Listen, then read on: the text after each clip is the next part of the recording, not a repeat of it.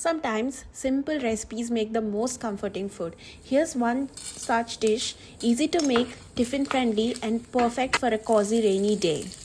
Doesn't need any fancy ingredients, no complicated steps, just comfort on the plate.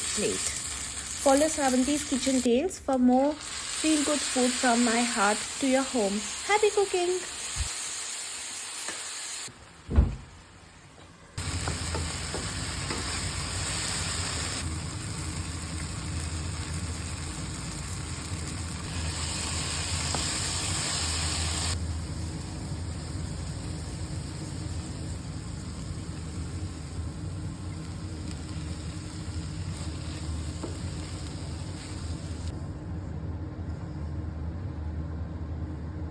Can I say?